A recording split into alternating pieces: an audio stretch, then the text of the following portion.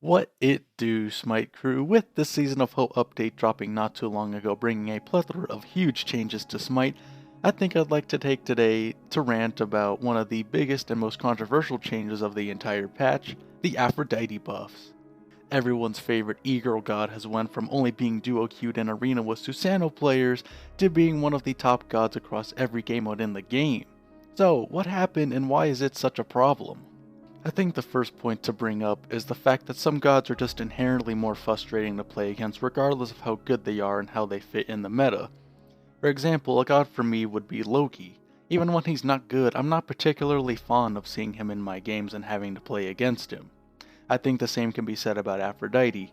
I don't think anyone was particularly happy when they saw her locked in on your team as a support, or if you have to lane against her when she's in solo lane. Now this isn't to say that I think all annoying gods should always be bad gods or at the bottom of the tier list, but I think there is a noticeable effect when frustrating gods are played at an increased frequency and leading to wins more often. And when a god's whole point of their kit is to make your backliners or your hypercarry junglers almost invincible, I think that's just always going to feel frustrating regardless of if they're good or not. Aphrodite now sports the highest win rate across 6 different game modes out of 8, and in one of those other game modes, Assault, where you can't even pick your god, she still has the second highest win rate. The only game mode where she isn't the top god is Duel, where half of her kit doesn't even functionally work. Stats don't always tell the full story. Trust me, I used to be a Persephone main, and seeing people bring up rank stats all the time was kind of annoying. But I think when a god is consistently shooting up above 60% win rate across almost every mode in the entire game, I think that's something that's fundamentally unhealthy. And when you individually look through all of the changes, some of them on their own actually aren't that bad. It's just some of them are kind of crazy, and when you combine all of these buffs at once, it makes for a very, very strong god. Her first change was adding damage onto her kiss, which is honestly on its own a very good change. That was one of Aphrodite's biggest problems before.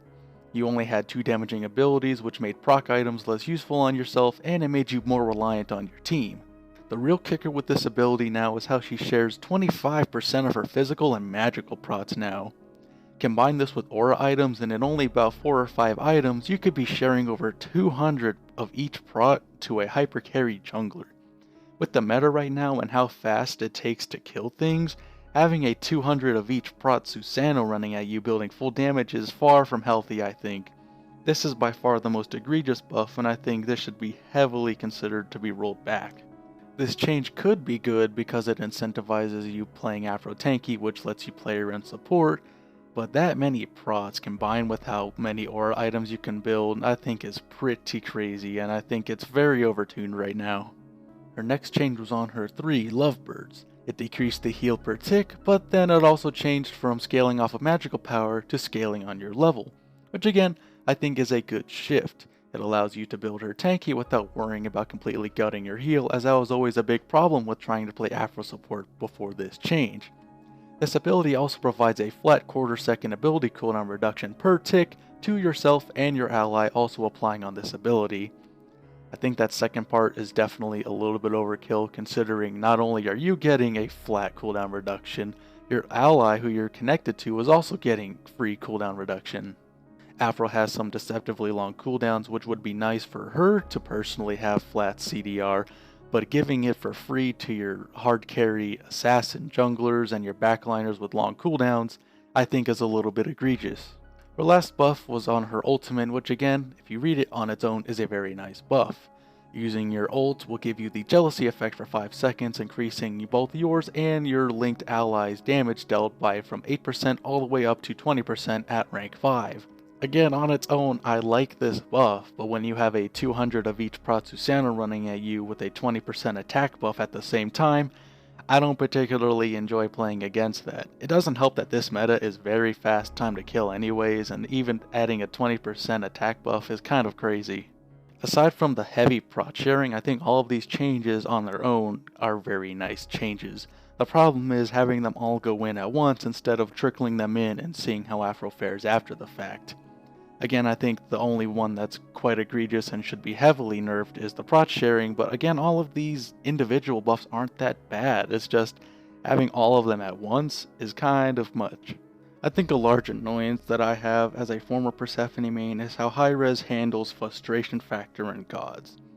That was one of the biggest components to why Persephone was reworked, was that people found her very frustrating to play against. It's always a hard argument to have because it's very subjective. At what point do you see a god's kit and you say they are fundamentally flawed and frustrating, they need to be not only nerfed but reworked? I mean, couldn't you really argue that all of these changes are more frustrating than anything? I think it wouldn't be nearly as bad if Aphrodite herself was just strong and did a lot of damage or something. You could always tune numbers up and down, and metas will change over time, leading to some gods being stronger or weaker as a result. The problem is the point of her kit is giving a late game Mercury or a Kali 200 of each prot, flat ability cooldown, and a free beats Aegis combo on a 40 to 50 second cooldown.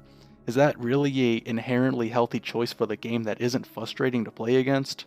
And again, I'm not saying Aphrodite should always be bad. I think it's cool that they always like to change up the metas and have gods come in and out.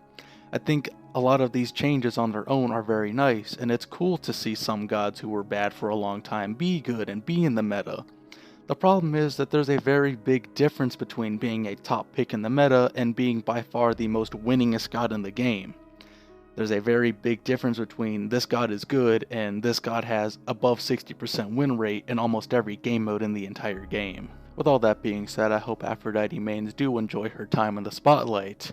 I don't think they ruin the game or anything. I think she's definitely, again, way overtuned, but you know, far from game ruining, and at least they get to see their god in the spotlight for once. I do hope that she gets nerfed pretty soon though. I'll see all you boys later.